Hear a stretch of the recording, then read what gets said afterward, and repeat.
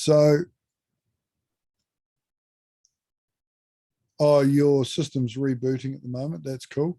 So a dashboard basically shows you the basic devices that are attached to the battery, which might just be an indication of what the inverter thinks the battery's doing, or it might be the actual data coming from the Freedom One if you've got if you've got the BMS connected. Then you've got the charge controller, what's happening with that at the moment, and you've got the AC loads as well. And if you've got a Fronius inverter there, it will show up on there as well. You can hide these details if you want it really simplified, or you can show the details. If you're having trouble with the generator, or they get a smaller generator in, you can click on these settings on the side, and oh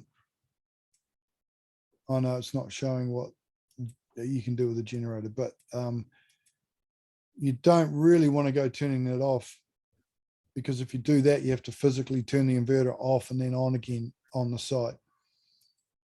So just sort of leave that on. Don't play with it too much. I haven't set the date and time on your console, so I'll do that now.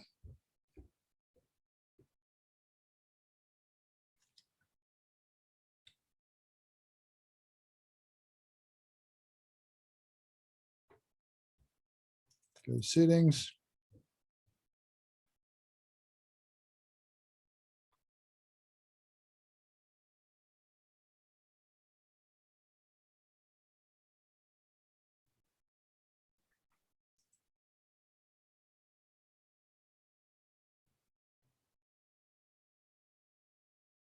It's quite slow with that connection, isn't it?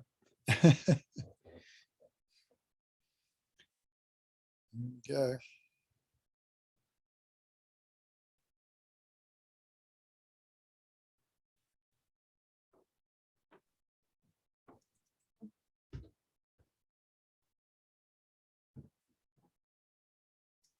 Yeah. Yeah. Good thing about a slow connection in this one is that I hold the button down. Yep, yeah. Just need to go up one to get to Pacific. Change view.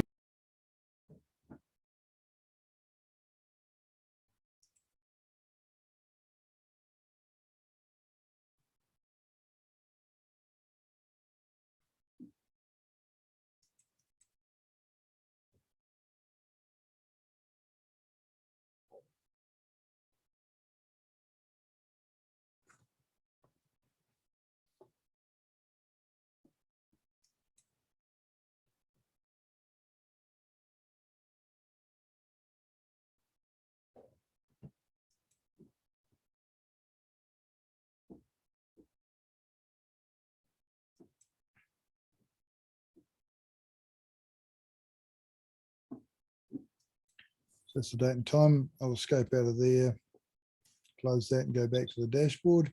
So what you'll see is if we do a reload on the dashboard,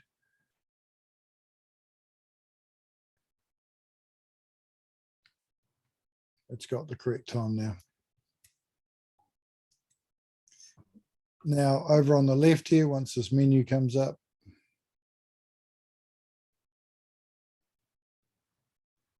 go to advanced. Now advanced allows you to pull historical data from the system. So we can go, the V bus system is the inverter basically. We can go what the input power is, what the output power is, and maybe what the output frequency is. And they will just show up here.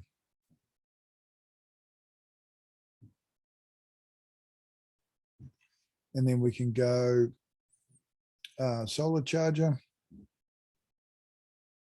You might just want the PV yield, or you may want to know what the PV voltage and current is, or the battery voltage and current, what's it's doing. But for now, PV yield is usually enough. And you can also see the battery on there when the battery has data as well, but the battery's not plugged in yet, so we can't bring that up. Device list shows you which devices are on there and when they were last seen. And that's also where you can configure the system, and also where you can do firmware updates. And if you are not the only user on the account, so if there's more than one user who has full control, then you can unlink yourself from the account. So you can basically say, I don't want to see this account anymore unless someone invites me. So now we go to settings, general. You can have real-time updates or not, just every minute or every 15 minutes or whatever. You can put a logo in there or a photo of the site if you want to. You can delete the whole site, which you probably don't want to do. You can rename it to whatever you want. Tags, probably don't need to go into that now. Set the location. You can drag the map around and drag an icon around on the map, and that will set the exact location. So if I go like this, I'm just going to say not Madagascar, we're in New Zealand somewhere. We'll say we're down here somewhere. Eh? Now you can actually just zoom in right down to the street if you like, but I'm just going to put it Lake Tekapo and save. The benefit of that is what it does is it then drags weather data from that area once you've located it and saved it, and you get this nice little weather icon to tell you whether it's partly cloudy or not, or sunny. And so if it's partly cloudy, you would expect that the PV is a bit lower than normal. But if it's bright sunlight and the PV is low, then you might have a problem. So settings, you can also set the location in geofence. So if you've got GPS on the device, like it's in a truck or a boat, then you can set the geofence, but you can't do that with this because we haven't got GPS users. This is where you're going to add different people as users on the site. And you just add their email address. If they already have a login for VRM, it'll just come up straight away under users. If they don't have an email address for the login, then it'll invite them, and they can then get the opportunity to register on the VRM portal. Pretty simple to do.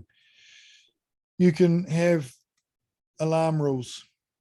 So communication, basic alarms, you can put warnings and alarms or only alarms, and you can have who gets an email for those alarms. So if I do that, every time there's a problem on the site, I will get an email. So I don't really want that, but you may want that for the customer. You also set up basic custom alarm rules. So you might go, look, on the multi-plus inverter, I want an alarm rule where if the voltage, if the output voltage dies, so if it, for whatever reason, doesn't matter, if it goes below, say, 200 volts, and I want to clear that when it gets above 210, or if it goes above 300 volts, you have to put something in there, and so it clears it below 290. So if there's a problem with the AC voltage, you probably want to know. So you click next. Now, it can be turned off for 60 seconds. That's no problem. But if it's longer than 60 seconds, then it will notify you. So you could go 300 seconds if you wanted to do 5 minutes or something like that. So we'll do 300 seconds. So it's not going to email you if someone just turns it off and turns it back on again, or there's a short power outage because someone's plugged a dodgy blooming whatever, you know, appliance in there. But you need to then select that alarm rule and then click yes. I want that alarm to be sent to me under your email address.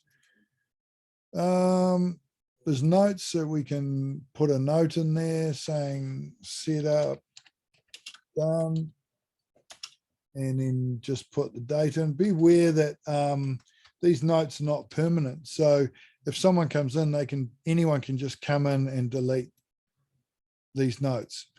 But handy for if you've got some issues going on with the system, you can go into notes and go, oh, that's right, that's what the problem is on this one. Or if you want to just have some information there that's helpful for anyone, you can add photos of the site.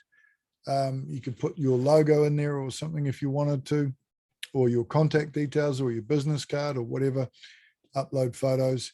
You can share the site. This is quite handy, actually.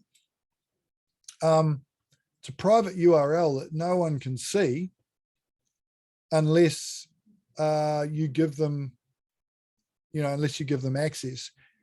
And they don't need a VRM portal login. So this would be great if you copied this, you've copied that.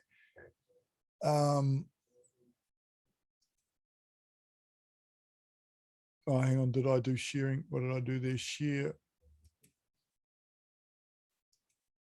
Did I need to say that? No. So I've copied the URL. And now if I go into that URL, it goes check password and just bypasses the password. And then anyone can see that URL. Now, the next thing you could do is if you're using a browser that does this, you can click on share, QR code, save the QR code, download it, and then anyone, you could print that out and put it on the site. Anyone with a phone can then click on it and go straight to the site. They can't change anything. They can't do any damage. They can just see it. So really good for an Airbnb, or if they've got visitors, or if you just want to print it out and put it on the, on the front of the inverter or something like that, so that they can access it really quickly. Or if they have trouble logging in with passwords and stuff like that, they're a little bit tech illiterate, then just show them how to scan that URL, or just send them the URL in an email. Alarm logs, that's for any devices that have problems. That is about it. So it's pretty straightforward.